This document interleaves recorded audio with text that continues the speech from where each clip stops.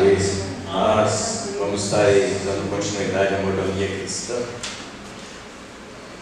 Abram suas Bíblias no quinto livro da Bíblia. Aleluia. Livro de Deuteronômio.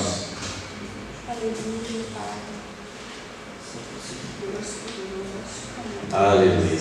Amém. Pastor Paulo, parabéns, hein? Obrigado. Feliz aniversário. Obrigado. Eu já dei lá no grupo, mas pessoalmente é mais agradável. Obrigado. Amém. Deus abençoe e multiplique a tua vida aí até a volta dele.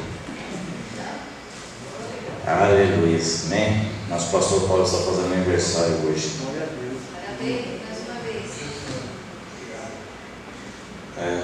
Tem um provérbio que diz, né, que a gente fica velho cedo demais e inteligente tarde demais.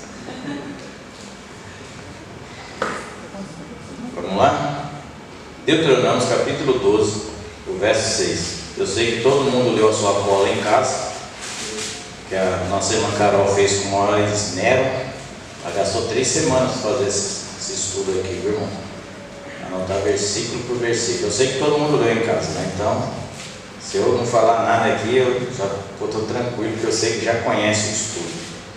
Hoje nós vamos falar de mordomia, sobre dízimos e ofertas. É um assunto que eu gosto muito de falar.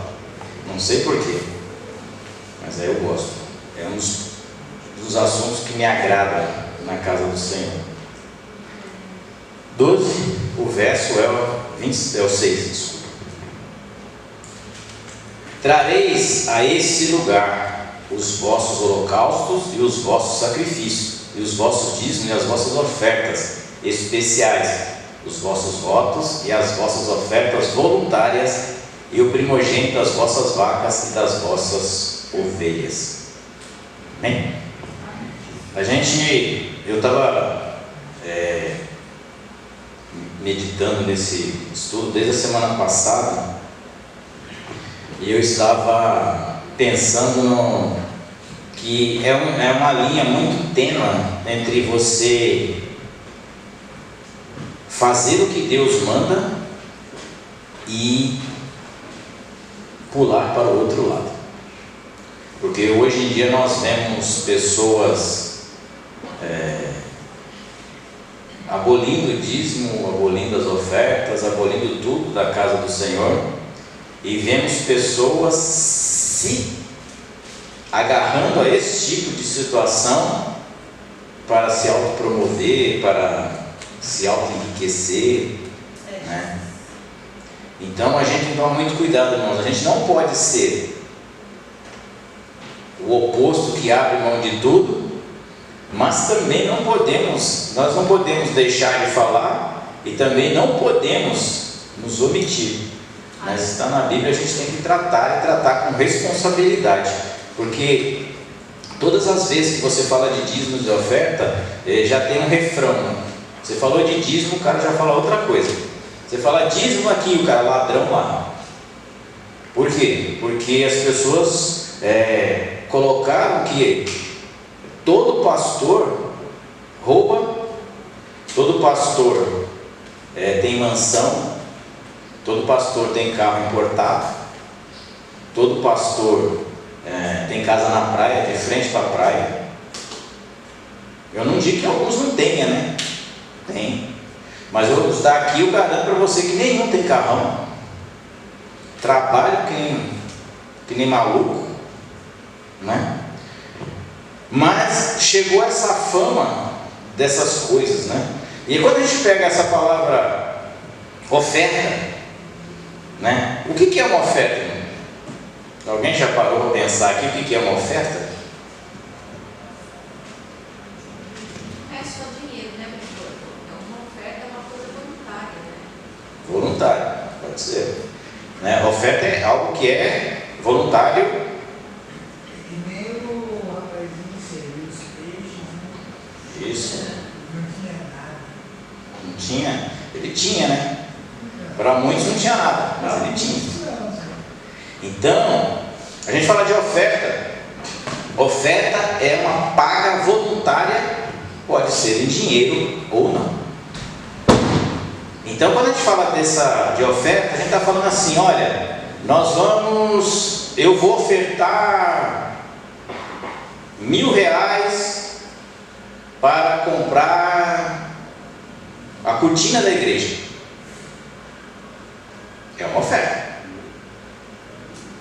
Eu vou ofertar meia hora de trabalho do meu dia para limpar a casa de Deus. É uma oferta.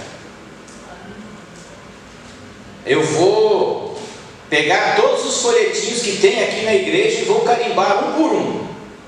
É uma oferta. Eu vou pegar os folhetinhos e vou sair distribuindo para as pessoas. Também é uma oferta. Então a primeira coisa que você tem que aprender nesse dia de hoje é que oferta não é estritamente, relativamente falando de dinheiro. Porque se você pegar na Bíblia, poucas são as ofertas que você vai ver em dinheiro. A única oferta em dinheiro que teve, que eu lembro assim, que nem os fariseus quiseram, foi a de Judas.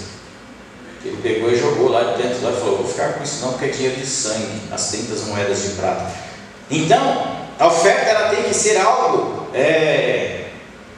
voluntário, especial, quando é para Deus. Por exemplo, quem é aqui que coloca a sua melhor xícara do café para quando a visita vem? Alguém nunca colocou? A grande maioria faz isso. Errado, não? Mas a grande maioria faz. A maioria, não, hoje vem fulano de tal, eu vou pôr a melhor xícara, o melhor talher, o melhor prato. Você tem que fazer isso para o seu marido, para a sua esposa, para os seus filhos. E quando chegar a visita, eles comem na mesma coisa. Faz a menor diferença. Se ele for uma visita ele vai lá por causa de você, e não do que você vai lhe oferecer. Porque o dia que uma visita for na tua casa, tirando a do Dori, que não for só para comer, né? Tipo assim, a gente vai às visitas, mas a gente vai por causa da amizade, por causa das pessoas. Às vezes a gente não come nada, toma água, e vai embora e vai feliz para casa, né? Mas quando toma café, a gente sai mais feliz. Mas, quando a gente fala de oferta no Velho Testamento, a gente pega a oferta não foi uma coisa inventada por Moisés, não foi uma coisa inventada pela lei. A oferta veio antes da lei, o dízimo veio antes da lei. Quando foi a primeira oferta que nós temos relato na Bíblia? Abel e Caim. Abel ofereceu das suas ovelhas, do melhor das suas ovelhas, e Caim ofereceu do fruto da terra. A diferença? Não. A diferença não está na oferta, a diferença está na intenção da oferta. Quando eu tenho a intenção de agradar a Deus, a oferta pode ser um clipe de papel. Quando a intenção é agradar a mim mesmo, eu posso dar metade dos meus bens, como fez Ananias, e não vai servir. Então a gente tem que tomar muito cuidado, porque isso é coisa do começo. Não, irmãos, a oferta ela começou lá em Gênesis, né? com a oferta de Abel e Caim. E aí vai se tratando, se trazendo. Aí quando chega no patriarca Abraão, ele vem, se você ver isso lá em Hebreus capítulo 7, do 1 ao 10, né? Eu estou trazendo aqui algo assim, uma introdução. E aí você vai ver Abraão, quando ele vence os reis, ele traz e entrega a oferta a Melquisedeque, rei de Salém, sacerdote. Ele entrega o dízimo lá e dá todo o dízimo de tudo que ele tinha arrecadado, porque naquele tempo, quem vencia a guerra ficava com os espólios. O que é espólio, irmão? Espólio é os bens materiais que tinha naquele local. Então, ouro, prata, joias, gado, enfim, tudo que garantia-se riqueza vinha-se para aquele que venceu. E aí a gente vai tratando desse assunto, aí vai vindo E aí vai chegando até o tempo de Moisés. Aí quando Moisés institui a lei, Deus dá a lei para Moisés, o Pentateuco ou a Torá, e ele começa a descrever como é que a gente tem que ofertar, o que a gente pode ofertar, como se deve ofertar. Porque existe um manual de fé para quem oferta na casa do Senhor. Eu sempre falo aqui, irmãos, e hoje eu tenho mais tempo, mais propriedade para falar, você não pode ofertar aquilo que você não tem. Se alguém te pediu para ofertar aquilo que você não tem, ou esse cara tem muita fé, ou ele é um picareta. Eu fico com a segunda opção. Por quê? Porque Deus sempre vai te pedir o que você tem. O que Deus pediu para Abraão, o que Deus pediu para Abraão? Isaac. Mas se Isaac não tivesse nascido, Deus teria pedido Isaac? Não.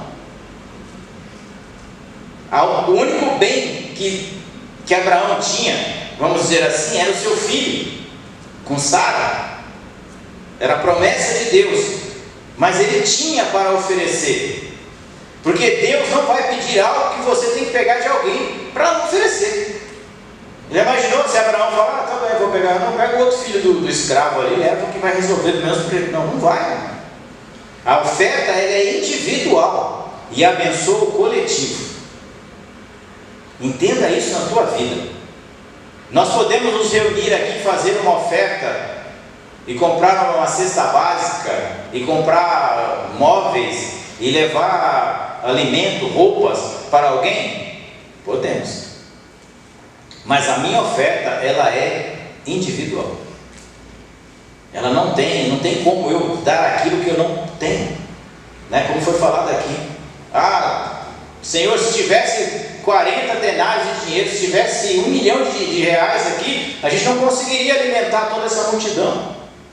Aí Jesus pergunta, o que tem aí? Tem 5 peixes, 3 peixes, 5 pães aí. Traz que resolve o meu problema. Então, a gente tem que tomar muito cuidado com esse negócio. Eu vou ofertar, eu vou fazer um voto a Deus, que se Deus me der tal coisa, eu vou fazer tal coisa. Tome muito cuidado, irmãos, no que você vota, para você não fazer voto de tolo. Você já imaginou, né, a vida de Ana? A gente olha para Ana e vê assim, nossa, todo mundo canta que Ana é bonita, né? Que Ana chorou ao pé do altar, que Ana fez isso, Ana fez aquilo, que Ana depois salmodiou lá no capítulo 6 e 7 de Samuel, e cantou e tal. Agora a pergunta, qual é a mãe aqui que quando o filho desmamar, você ia deixar ele lá no templo?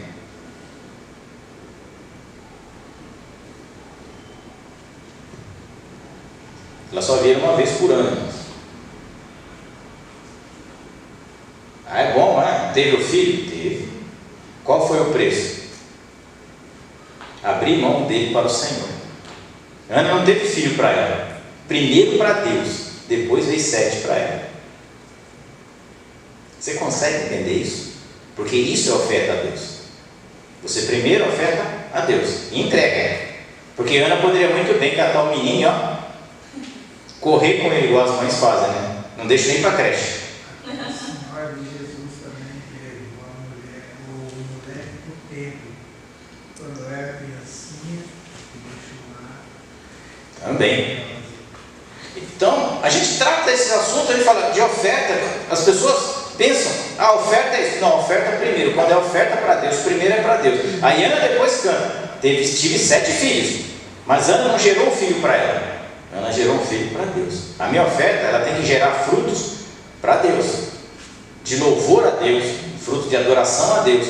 E isso vai refletir na minha vida de outra maneira, às vezes da maneira que eu preciso, e às vezes na vida de alguém que eu estou intercedendo.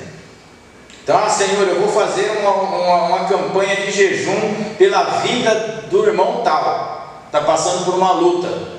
Você está fazendo o jejum, está honrando a Deus, e Deus está, através da tua ação, abençoando aquela vida, fortalecendo aquela vida lá. Então a Bíblia diz: paga os teus votos. Paga. Se você fez, paga. Então aqui, esse versículo 6, e tem uma outra tese que cria no meio do povo evangélico, que diz que que Deus não precisa do seu dinheiro. Deus não precisa do dinheiro, não. Eu vou lá e vou comprar uma cesta básica. Eu vou lá e vou abençoar, comprar um remédio para aquela vida. Eu vou lá e vou fazer tal situação. Isso tudo pode ser feito, desde que não seja com aquilo que é do Senhor. Porque você não está fazendo o que é seu, você está fazendo com aquilo que é do Senhor. Então, quando a gente fala, quando Moisés escreve isso aqui, ele está dizendo assim, trazei a esse lugar. Qual é o lugar? A tenda da congregação. Trazei a este lugar. Lá em Malaquias 3,10 diz: trazei os vossos dízimos na casa do tesouro, para que haja manutenção na casa. Então, lugar de oferta, lugar de dízimo ao Senhor é no altar do Senhor. Eu queria fazer uma pergunta para o senhor: e por que falam que ajudar é o próximo? É outra vertente. Ajudar ao próximo não está relativo, não está relativizado com oferta. Ajudar ao próximo se trata de amor ao próximo, de empatia, de se colocar no lugar do próximo. Dar a comida para quem tem fome, isso não é errado. Mas quando se fala de oferta ao Senhor, Se no salário que nós ganhamos, não ajuda o próximo, como é que não vai? há sempre 3 pães e 5 pães e 3 peixinhos. Muito bem. Obrigado.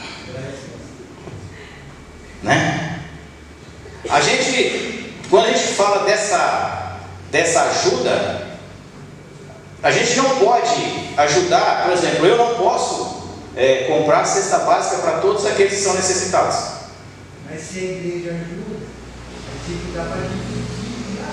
Sim, mas se cada um da igreja trazer 1 quilo, nós montamos 30 cestas básicas todos os meses.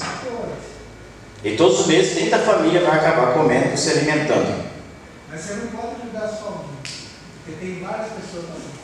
Sim, mas é por isso que eu estou falando: se cada um trouxer 1 quilo, Se todo mês você vai na minha casa, eu vou ficar na hora de braço cruzado para esperando. ou não,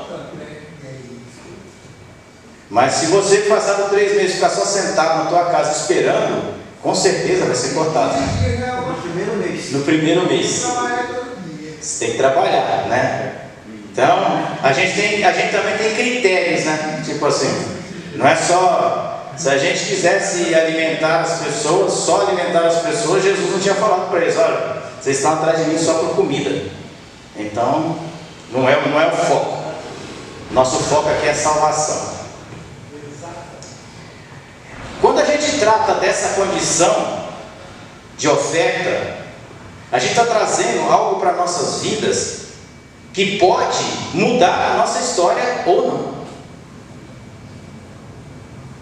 Quando eu falo de oferta, de ter mordomia de oferta, a gente está falando assim: eu quero que outra pessoa tenha a mesma condição que eu tenho hoje no viaduto. Eu estou dizendo que eu quero que aquele homem tenha pelo menos com que se agasalhar como eu estou agasalhado.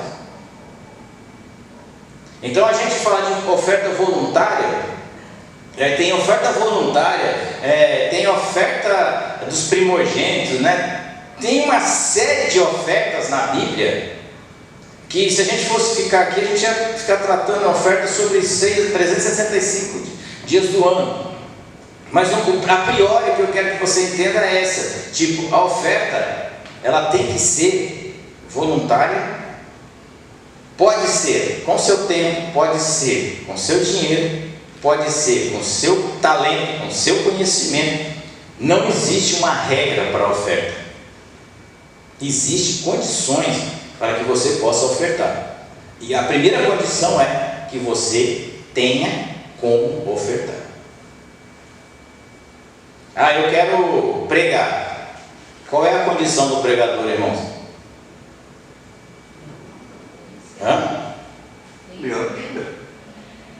Conhecer a Bíblia. O mínimo, né? Pelo menos, né? Eu acho que é isso. Aí eu quero pregar. Beleza, você conhece a Bíblia? Não leio, Deus fala comigo na hora que eu subo no altar.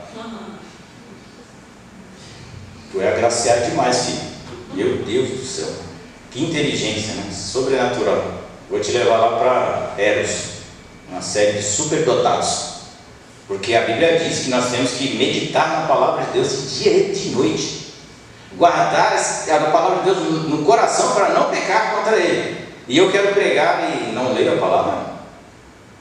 Eu quero cantar e não estudo. Eu quero ensinar e não estudo. Fica meio difícil, irmão. Ah, eu quero ser médico. Oh, beleza, é uma boa profissão. Mas eu não quero estudar, não. Então eu te aconselho a fazer um curso de pajé lá na selva amazônica. Lá você não precisa estudar.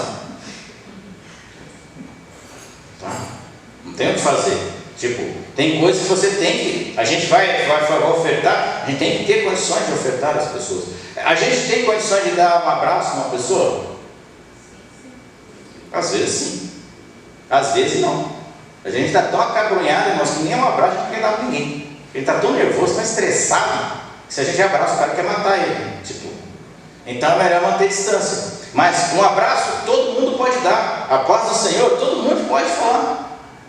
E aí eu vi uma frase muito interessante um dia desse que o cara falou: aí está o senhor doutor fulano de tal, fala 5 idiomas, já viajou o mundo inteiro, mas não sabe falar bom dia para o porteiro. Então a gente oferta aquilo que nós temos. Quando a gente oferta a alegria, é porque nós somos alegres, ou não? Se tem uma coisa no mundo que contagia a gente, é a alegria, irmãos. Assim como a tristeza também. Você pega alguém melancólico do teu lado, você estava rindo, daqui a pouco você está chorando pior do que ele. Você não sabe por que você estava chorando, não sei, mas é que tem alguém tão triste aqui do meu lado. Mas por que você achou? Não sei. Eu estava chorando, eu comecei a chorar também, fui embora. Estamos todos no meu barco. Ninguém nunca pensou, quem nunca ficou chorando lá na televisão, lá, vendo um filme lá, abrindo uma lágrima, correndo? Você sabe por que você está chorando? Não, é verdade. E a gente fica, por quê? Porque contagia, mexe com o nosso emocional. É por isso que certos espertalhões no meio do povo de Deus fazem esse tipo de coisa. Mexe com o teu emocional. Olha, quem é que pode dar 1000? Levanta a mão que Deus tem levantado homens para dar 1000 aqui essa noite. Aí levanta um lá, abençoado, né? Glória a Deus que dá 1000. Oh, aleluia, Deus está confirmando. Mais alguém? Tem mais, tem mais.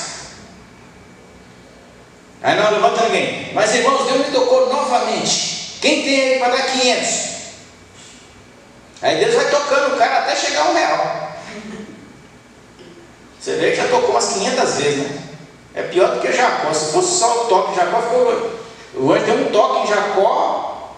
Jacó ficou com a perna mais curta. Você imagina esse homem que recebeu 500 toques. Ele está até atlético, mas só está mexendo o olho. Porque não anda mais. De tanto toque, Deus já tocou nele. Então a gente... E essas pessoas vão sendo movidas pelo seu emocional. Né? A famosa comoção. Se vocês já foram no viaduto do chá, irmãos, quem já andou no viaduto do chá aqui? O viaduto do chá antigamente, hoje não tem mais. Eu não sei para onde foram eles foram. Deve estar lá para lá de Santana agora, para Luiz, não sei. O pessoal da tampinha, do copinho, ficava lá. Ficava em 5, né? Você ficava 3 minutos lá, você já pegava e jogava para os caras. É uma quadrilha. Eles ficam em 5. Eu vou apostar, uma, põe 100. O outro, não, eu vou pôr 50. Vou dar para você. Aqui. Ganhou. Pegava o dinheiro, põe no bolso. Aí daqui a pouco, põe. Daqui a pouco, o outro lá na ponta, ganhou. Aí o outro que estava olhando, pô, esse negócio está dinheiro. Apostava. Quando ele apostava, sempre, nunca ele viu, achou a bolinha. É lógico que não vai achar a bolinha no meio do dedo do cara. Porque emocionalmente, então as pessoas estão ali em volta trazendo, e o cara vê que a pessoa ganhou, o outro ganhou, e fala, pô, isso aqui tá fácil. É a mesma coisa na igreja, irmãos. As pessoas veem lá, o irmão fez um voto disse que queria ir não sei para onde, comprou uma passagem, ganhou uma hospedagem, e Deus abençoou e tal. E aí o outro, e hoje quem quer entrar nessa bênção? Só dê mãozinha para cima. Porque eu estou mexendo com o seu emocional. É fácil tirar dinheiro de pessoas no seu emocional, principalmente quando eles não conhecem isso aqui. Por isso que a Bíblia diz: ouvi as profecias e as julgai. Vê se procede de Deus isso, irmãos. Porque tem coisa aí que as pessoas fazem e a gente fala, mas isso é normal, né? Faz a tua oferta, que Deus vai fazer tal coisa na tua vida. Irmãos, pode fazer? Pode. Tem algum lugar que pode? Pode. Tem pessoas que vão ficar ricas? Tem. Agora, será que elas serão salvas? Aí é outra história. Conheci um rapaz que foi em uma certa denominação, que chegou lá e o rapaz começou a ouvir essa parte da oferta aí, mexeu com a cabeça dele. Ele entregou o carro para a igreja e teve que vir de pé de São Paulo ainda para cá. O pastor não tem um vale transporte aí não? Não, meu, se vira. Sabe o que aconteceu? O diabo destruiu a família dele. Chegou em casa que ele falou para a mulher falou: você está ficando louca. Pegou a mala com as coisas e foi embora. Onde que Deus está nesse? Aí perdeu o carro, perdeu a mulher. Não sei. Por quê? Porque as pessoas têm essas coisas. Eu já vi tanto isso, irmãos. Dá cheque predatado de oferta. Antigamente o cheque, né? Hoje em dia não, acho que a moçada nem sabe o que é folha de cheque, né? Os meninos aí nem sabem o que é cheque. Você pegar um cheque na mão, você não. Para que serve? Porque nem eu sei mais como preenche um cheque, irmão. Já deve ter uns 20 anos que eu não mexo pego uma folha de cheque. Mas a gente trata esses assuntos, é tipo assim, por quê? Porque é fácil. Eu mostro lá uma pessoa que ficou rica, que ficou milionária, que ficou isso, ficou aquilo, ou eu mostro uma pessoa que foi curada, e as pessoas acham que aquilo vai acontecer com elas, e não vai. Infelizmente não vai. Porque se você estudar um pouquinho a Bíblia, Jesus dá um exemplo bem simples. Quando a mulher quebra o vidro de alabastro em Jesus, de perfume, e o cara fala de vender e dar para os pobres. Jesus fala: fica tranquilo, o pobre você vai ter sempre no meio de vós, mas a mim nem sempre. Daqui uns dias eu vou embora. Jesus está dando uma lição para nós, falando: gente, tem coisas que vai estar sempre no nosso meio. E aí a gente fala de oferta. Quando a gente fala de oferta, a gente fica meio preocupado em ofender as pessoas, porque a nossa mordomia como cristão é fazer com que a minha oferta ela seja empregada a favor do reino de Deus. Não é a favor do, né? Eu não sei onde eu li uma frase um dia desse, que hoje nós estamos vivendo um tempo de igrejas ricas e povo pobre. Por quê? Os donos das igrejas milionários e os fiéis pedindo marmitex. Alguma coisa está errada nessa história. Alguém está burlando o sistema. Porque quando a gente trata de oferta, ela está aqui para ser distribuída e redistribuída entre os necessitados. O Senhor seja glorificado, né? Quando a gente fala dessas condições, o lugar de trazer oferta é no altar do Senhor. Eu já vi gente brigando não, mas e se eu deixar lá o pastor gastar? Meu filho, o pastor é que se vire. A minha parte é deixar. Mas eu estou vendo que está indo para o lugar errado. Sai de lá, meu. Oferte em outro lugar. Não, mas o pastor aí, você chegou aí, mas com um carro novo. Poxa.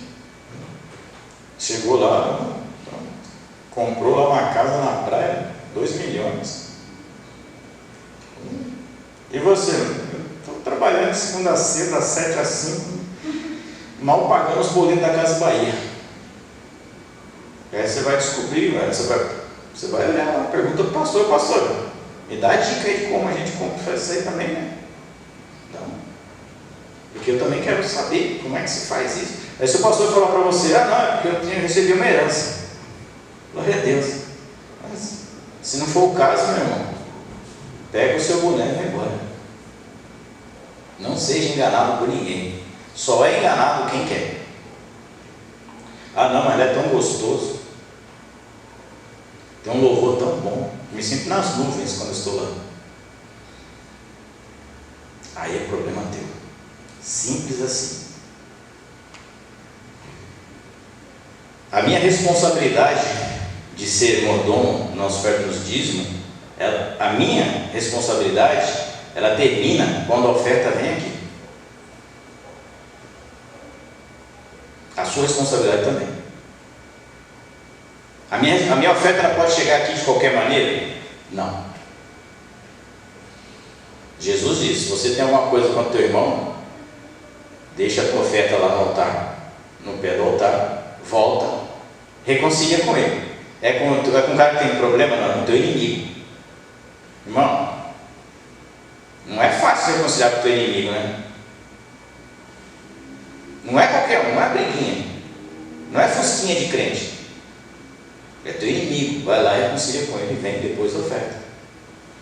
Por quê? Porque a partir do momento que essa oferta passa do altar, a responsabilidade dela é da igreja e de Deus. O que vão fazer com essa oferta, para mim pouco importa. Não me preocupo. Não, eu vou dar essa oferta não, mas puxa, desse aqui eu posso dar uma caixa de leite, uma caixa de leite, vou fazer isso aí. Tá bom, faça. Mas não conte isso como oferta para Deus. Conte como oferta de irmão para irmão, de fraternidade. O que é ser mordomo cristão? O mordomo cristão é administrar os dízimos e ofertas naquela semana. Se você pega a Bíblia lá em Atos capítulo 6, eu acho, se não for me engano, que trata das instituições dos diáconos, né? Para cuidar das helenitas e das mulheres judias, porque estava havendo uma certa discriminação lá naquele caso, porque as judias estavam recebendo mais alimentos do que as helenitas. Para quem não sabe, as helenitas eram as gregas, tá? As mulheres gregas se converteram. E aí você trata esse assunto e você fala, então foi preciso levantar homens para cuidar disso, de tão importante que a gente seja tratado igualmente. O irmãozinho ele tem um olho verde, para ele X, picanha, bacalhau do Porto, e aquele ali tem o olho preto. Não, isso aí não há 100 mesmo para ele, tá bom demais. Aquele ali vem no culto todo dia, dá para ele bife. Aquele vem uma vez por semana, dá pé de frango. A gente tem essas discrepâncias, né, de tratar as pessoas, né, de acordo com as suas aparências. Mas a mordomia cristã nas ofertas do dízimo, se você parar para imaginar, não tem muito acordo. Vamos abrir nossas Bíblias lá em Joel, capítulo 1, verso 4, do 4 ao 6. Quem achou diz amém.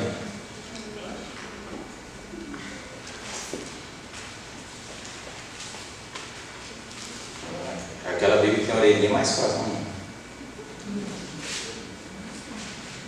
Amém? A minha Bíblia é nova, ela está colando as folhas ainda. Eu estou aprendendo a usar a Bíblia. Depois de velho, comecei a aprender a usar a Bíblia. Mas você morre. Eu ainda não sei usar essa daqui. Joel, capítulo 1. Para ajudar vocês, ele fica antes, ó. Deixa eu ver aqui, eu vou ajudar, porque eu sou gente boa. Fica antes de Amós. Olha aí. Ajudou bastante, né? Depois de Oséias. Abre em Daniel, Oséias, Joel. Amém?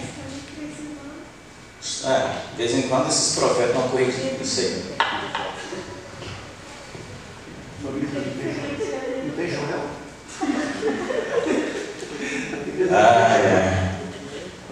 A minha também não teve, não. Também não tem. Eu sei. Quem faz?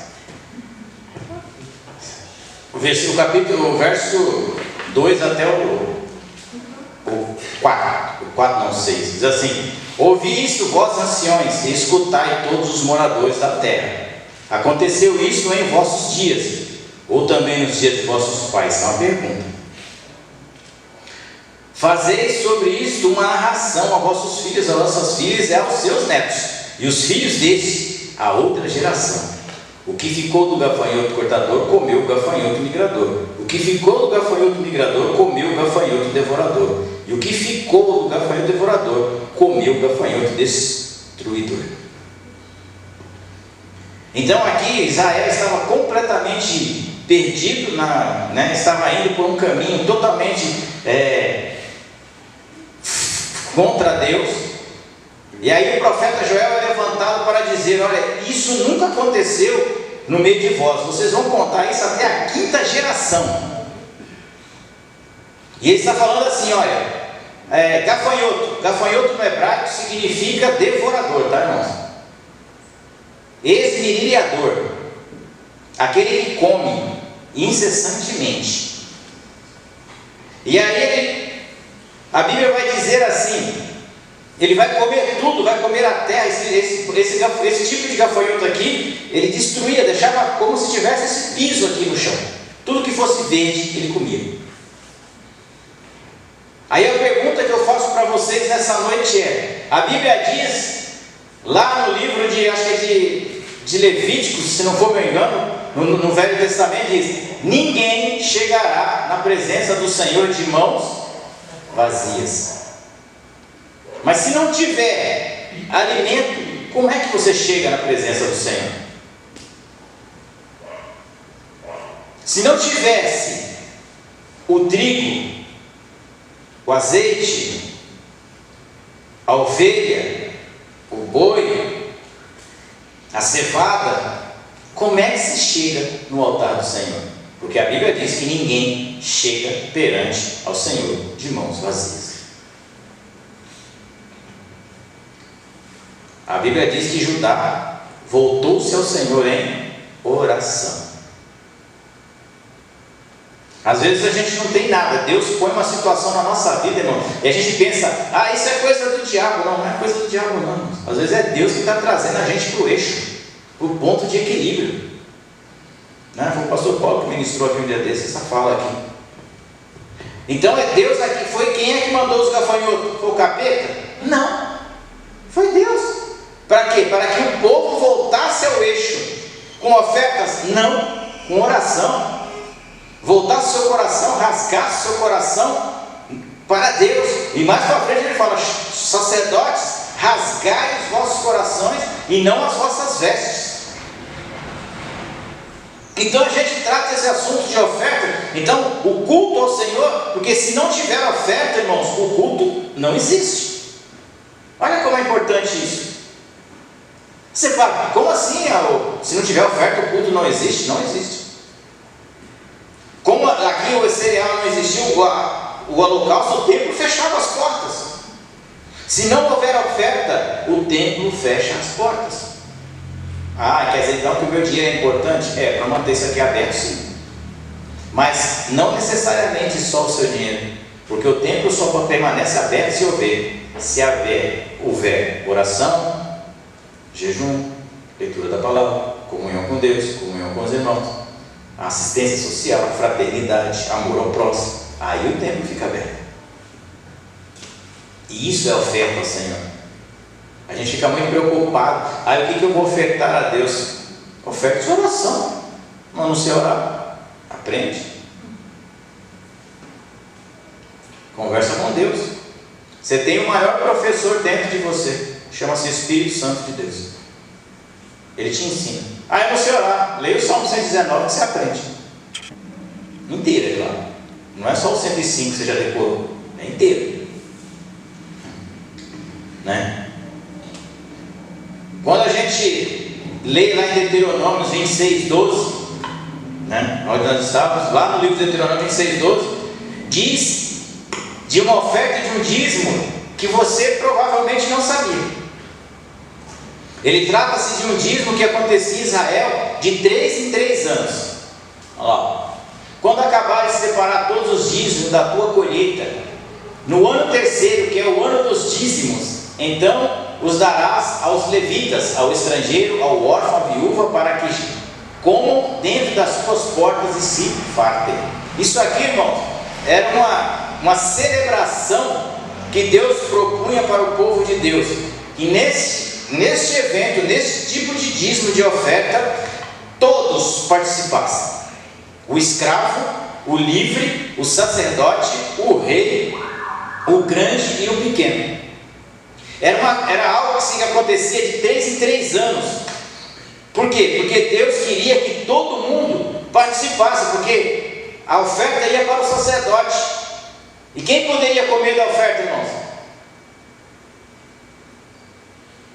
Só o sacerdote e os levitas. Tanto é que quando Jesus cita Davi comendo do pão lá do sacerdócio, ele fala: era lícito Davi e seus homens comerem aquele pão? Não, e ele comeu, estava com fome. Então, nesse dízimo aqui, era o dízimo da confraternização. Vamos imaginar que seria o dízimo da celebração social, o dízimo que todo mundo tinha o que comer. Não importa a sua raça, não importa se ele é escravo, não importa se ele é livre, esse dia, essa pessoa vai se fartar. Né? É como a gente se reúne aqui de vez em quando, foi lá na chácara lá, pensa nisso. Você se fartou. Se não comeu, porque não quis. Está liberado, pode comer. Quem não comeu, alguém comeu por ele. O Jonas não está nem aqui hoje. São os caras que ficavam lá no churrasqueiro. Tem uns 2 lá que era bom, meu pastor.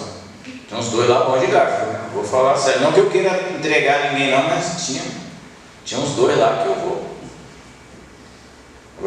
dizer, cada churrasqueada que saía, ela experimentava um bife. Mas como diz, né, não repartiu, não faltou, sobrou para todo mundo, né?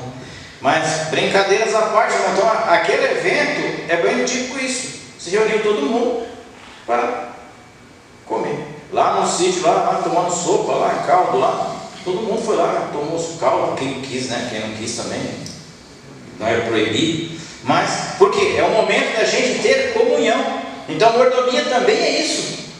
A mordomia nas ofertas dízimos, nós temos esses momentos dentro da casa do Senhor.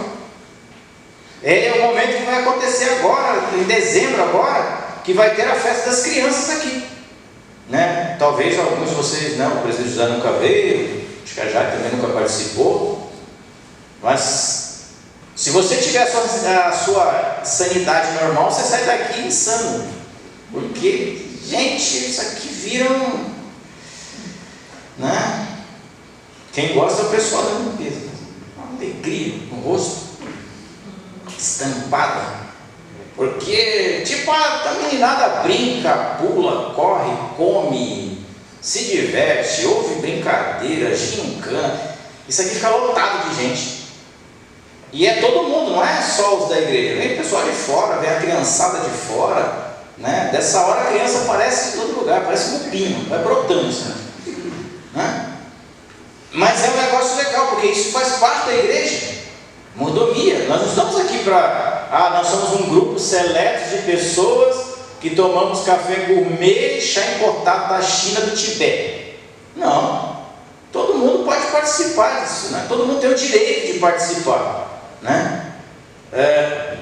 Esse tipo de ato aqui era um ato que todo Israel se congregava e comiam junto, se divertiam, contavam histórias, oravam, sei lá, né?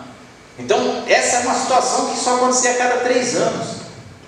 Aqui a gente tem a oportunidade, é que a nossa vida era tão corrida, né? Eu até brinquei com o pastor Leandro, a nossa vida era tão corrida que nem para churrasco, mas o povo está com tempo de ir. Antigamente já não tinha tempo para trabalhar.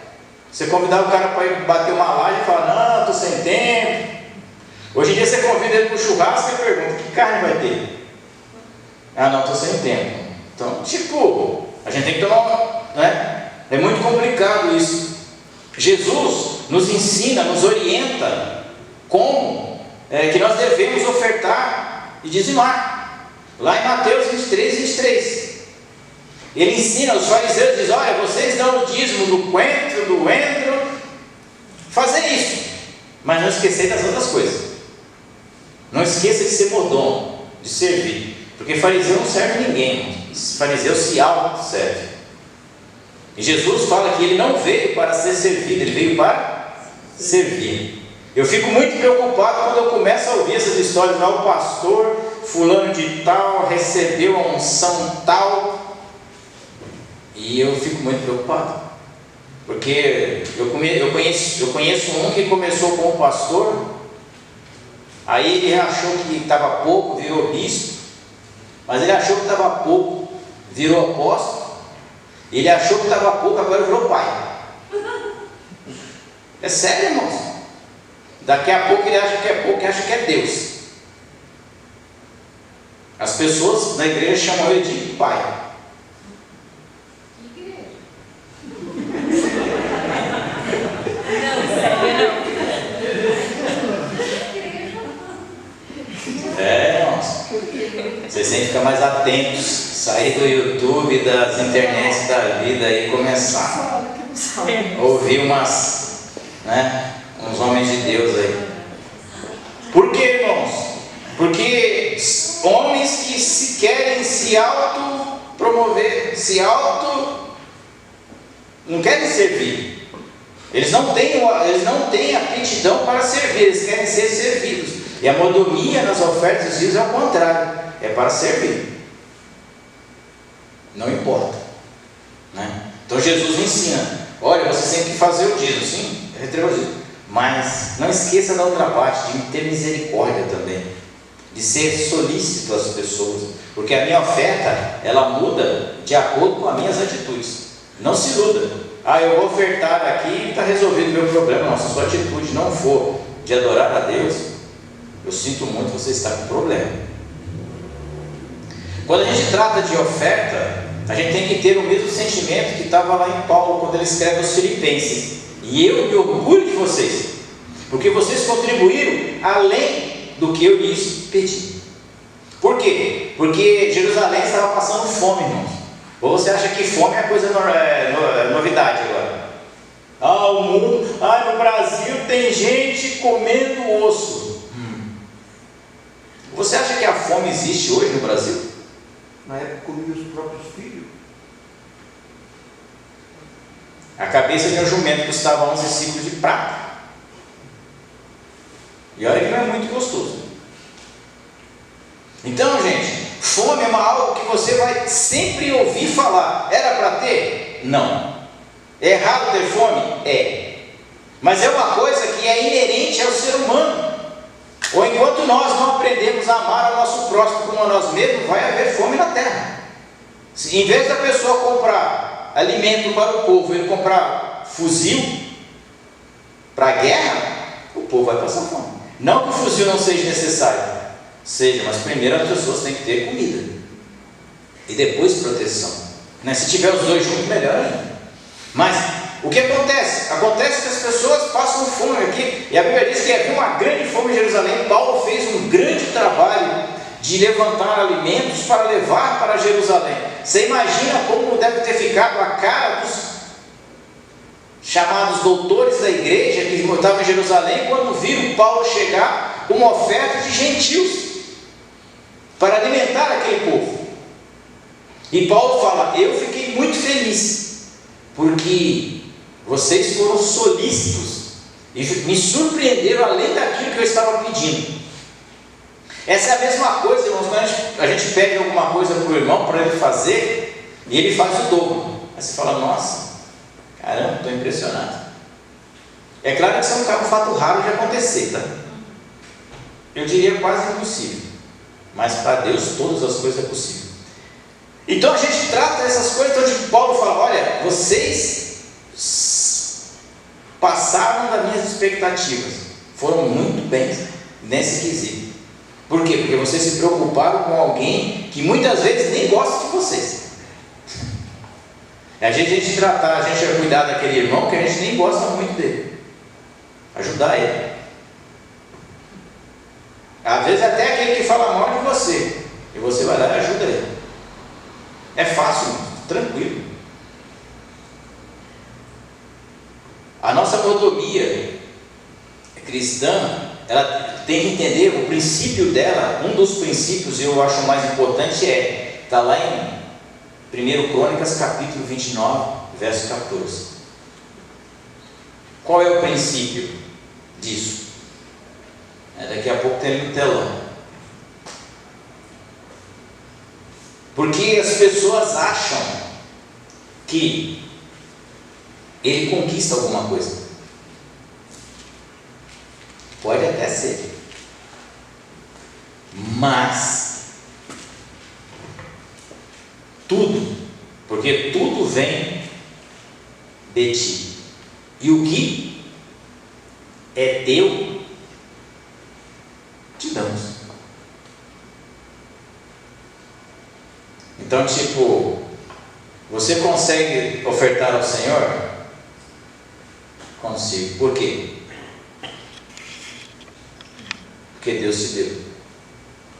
A partir do momento que você começa a entender isso na tua vida, você não vai mais querer nem pensar em segurar o que é de Deus, porque não é seu, é de Deus. Então Davi está falando assim, para quem não está familiarizado com esse texto, está falando da doação de Davi, da preparação para a construção do templo, que Salomão vai edificar mais lá na frente. E aí Davi fala, porque quem sou eu e quem é o meu povo, para que pudéssemos oferecer voluntariamente coisas semelhantes. Aí se você ler lá, você vai ver a lista do que foi ofertado. E aí Davi pega, como Davi era um cara muito inteligente e conhecia a Deus, ele fala, se tudo vem de ti, nós apenas estamos te dando. Mas as pessoas tratam o que eles têm como que propriedade particular e exclusiva dele, né? O avarento, o mesquinho. Por quê? Porque ele acha que é ele que conquistou. Se quer comer, levanta cedo e vai trabalhar. Eu levanto cedo todo dia, vou para o batente, volto noite, corre suor na minha testa, se eu quiser comer. A Bíblia diz que aquele que não trabalha, que o preguiçoso não coma, né? Tem esse lado também. É que ninguém gosta dessa parte. Mas Paulo descreve, aquele que não trabalha também não coma. Aí eu até brinco com o pessoal no meu trabalho, eu levo a minha marmitinha, né? Acho que é 500 gramas. O Daniel que me ofereceu lá a marmitinha, quadradinha. Aí os caras olham para mim e falam, você só come isso? Não, eu falo, eu trabalho pouco.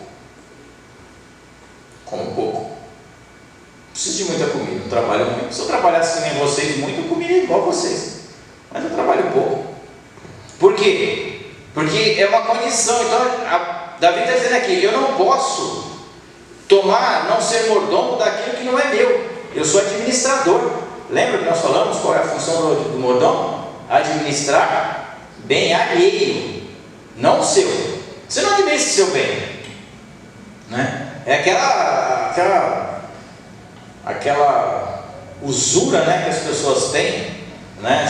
Geralmente em casa que tem muito irmão, tem bastante isso, né? Aquelas pessoas que cresceram no meio de muitos irmãos, o cara pega a roupa do outro, já sai brigando, não pega minha roupa, que é minha roupa predileta, é meu sapato predileto. E para sorte dessas pessoas, geralmente tem 3, 4 que calçam o mesmo número na casa, né? Então é uma farra, você tem que colocar um GPS no sapato para saber onde é que ele está, no pé de quem ele está. E aí você fica bravo, por quê? Porque pegaram o que é seu, pegaram o que te pertencia. É o mesmo sentimento que você encontra lá no filho pródigo, no filho mais velho. Papai, eu estive com o Senhor todo esse tempo, e o Senhor me deu um cabrito para se alegrar com meus amigos. Vem este sem vergonha, que torrou tudo que tinha, e o Senhor mata boi cevado.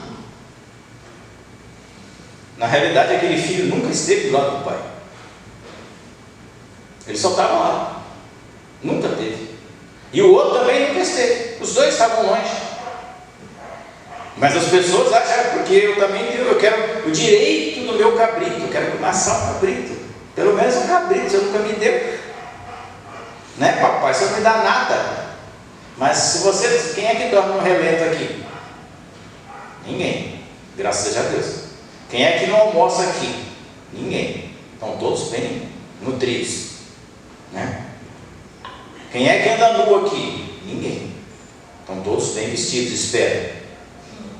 Quem é que... Nós temos uma vida, irmãos. Um dia desses eu estava comentando com a minha esposa, falando sobre o que é, né? Eu estava brincando lá da Mega Sena, que valia 300 milhões, né? Aí lá no meu serviço, um falando que ia fazer aquilo, outro falando que ia fazer aquilo outro, outro falando que ia fazer aquilo outro. E eu estava conversando com a minha esposa, eu falei para ela. Aí eu falei para ela, cara, eu sou rico. Aí ela falou, por quê? Meu, pensa de onde nós viemos. É só simples, é simples você saber se Deus é honrado, te honra ou não. De onde você veio, irmão? Ah, eu vim do lugar que para morrer eu tinha que pegar a calçada emprestada. Não tinha nada, irmãos. Não tinha família. Ah, não, mas eu fui um filho criado pela tia. Graças a Deus por isso. Louvo a Deus por isso. Porque senão eu estaria ferrado. Porque minha mãe que me criou me deu uma excelente educação. E orou por mim. Glória a Deus por isso.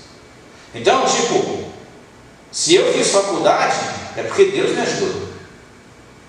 Se eu me formei na faculdade, foi Deus que me ajudou. Porque eu tinha dinheiro para pagar a inscrição da faculdade, irmãos, nem mais um centavo. Eu trabalhava, naquele tempo eu trabalhava em construção, apareceu um serviço lá, por incrível que pareça, vocês podem até não acreditar, eu fiz a inscrição na faculdade, não tinha um centavo no bolso, fiz a inscrição na faculdade, e falei, Deus, aí é contigo. Aí naquele tempo tinha um negócio lá do Bolsa, da Escola da Família, e eu me candidatei àquele negócio. Eu falei, eu me inscrevi nesse programa, aí fui lá e paguei a primeira mensalidade da faculdade. Falei, eu vou fazer essa faculdade, meu nome vai estar lá naquela lista. E aí, você imagina quantas pessoas se candidatavam a essas vagas, não? Milhares de milhares. Quando no segundo mês que ia cair o boleto da minha faculdade e ia cair a minha casa também, que eu não tinha como pagar, simples assim, não tinha, só tinha aquele valor. Naquele mês, eu olhei lá no mural da faculdade e meu nome estava lá. Eu participei do programa.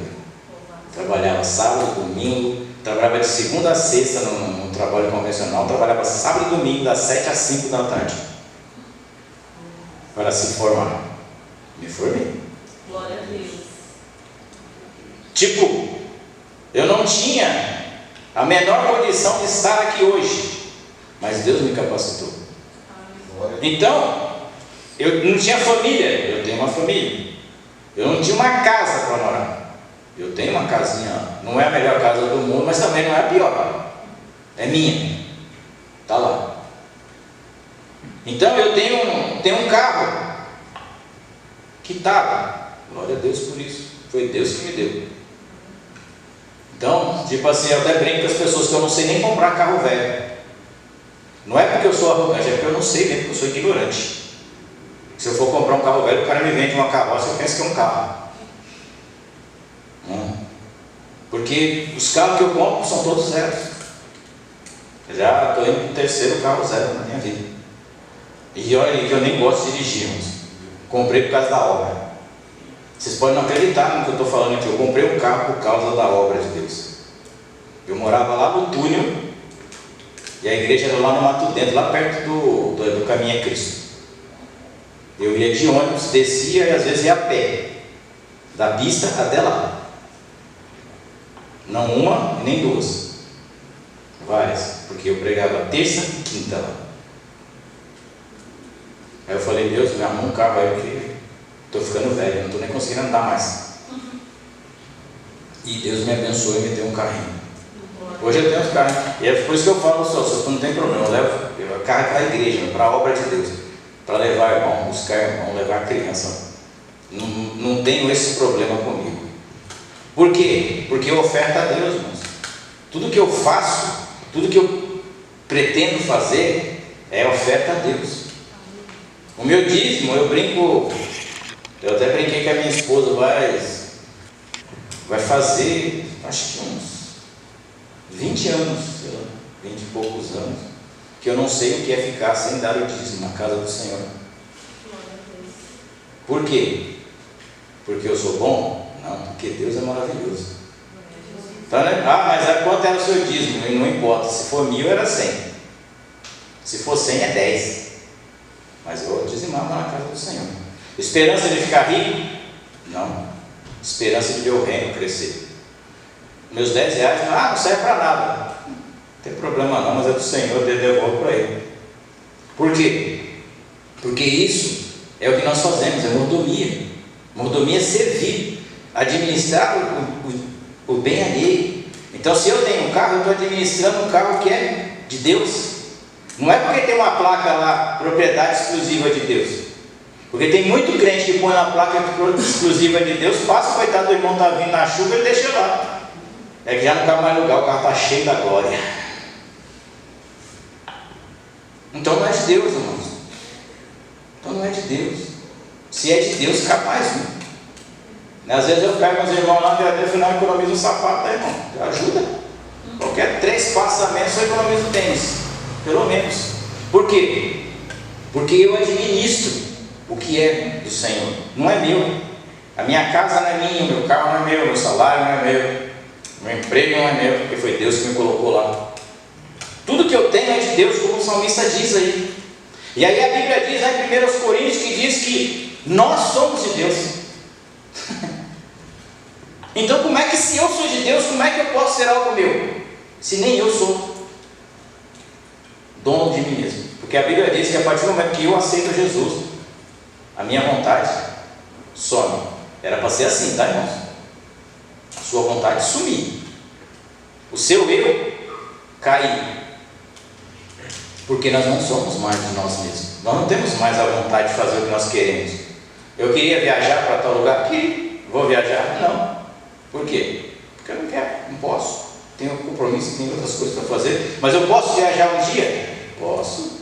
Posso descansar com a minha família? Posso. Tenho condições para isso? Espero.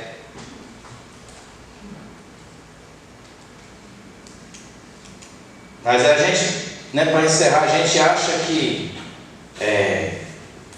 ter a mordomia cristã, fazer a mordomia, é você ficar 24 horas dentro da casa de Deus. Também não é. Você tem a fazeres, né? Vai procurar alguma coisa para fazer, né? Trabalhar, né? Sei lá, lavar uma louça, varrer uma casa, lavar um quintal, sei lá. Deve ter alguma coisa para você fazer. A não ser aqueles que já trabalharam, que já estão com a vida tranquila, estabilizada. Mas nós não, nós temos que trabalhar, né? Então a gente olha para essas coisas e a gente acaba, irmãos, entendendo que a igreja carece de entendimento sobre ser mordomo das coisas de Deus com relação a ofertas e dízimo, oferta de oração, oferta de leitura da palavra, oferta de aprender, oferta de obedecer. Tipo assim, eu sempre falo, irmãos, como é que você quer que o seu liderado te obedece se você não obedece o líder? Desculpa. Não, eu oferto, eu sou tão bom que eu oferto, não preciso de ninguém. Boa sorte. Mais cedo ou mais tarde tu vai se perder no deserto. Aí você vai precisar de alguém. Então a gente trata isso, né? Então quando a gente fala dessas condições, tem que entender, irmãos. A mordomia é administrar aquilo que é alheio, ofertas também. Qual é o projeto da oferta? Fazer com que o reino de Deus cresça. Eu não quero só que vocês entendam isso. Eu quero que todo mundo que está dentro da casa do Senhor entenda isso. Porque quando eu ofertar na casa do Senhor, eu estou viabilizando projetos, viabilizando situações. Se quer construir, vai ter que viabilizar. Eu tenho fé que vai acontecer, beleza. Mas fé sem ação não serve para nada, irmão.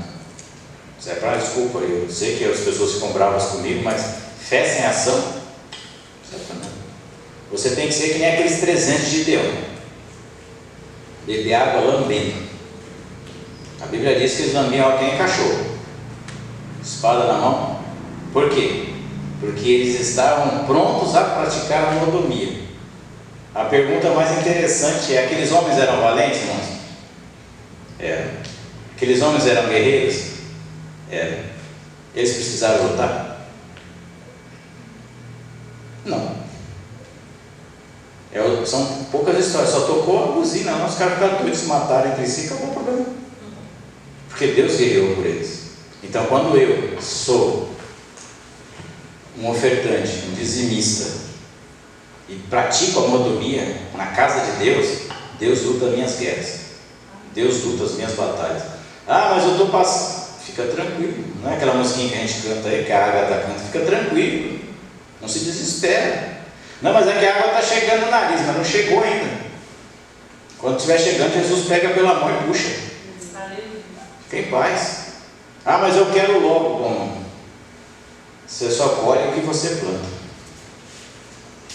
Então toda plantação tem um tempo de espera, tem um tempo para colheita.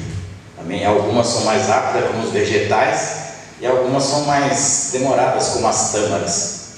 Aí que você plantou, que você vai saber qual. A tâmara leva 100 anos para dar. Um pé de alface, 40 dias. Vê o que você está plantando, amém? Aleluia. Opa, eu tenho cooperadores.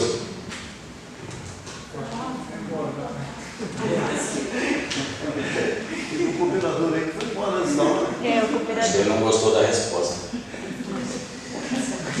Talvez você vai falar que só foi da cesta básica para ele só no período de um mês. A verdade dói, né? É Carlos, nosso irmão Carlos, né? Ali, como a igreja da Saudade. Seja bem-vindo em nome do Senhor Jesus. Meu irmão é cristão? De qual lugar sério? Chamado para fazer diferença lá em Perdões. Perdões? Você está perdido aqui, Agora amor. eu trabalho com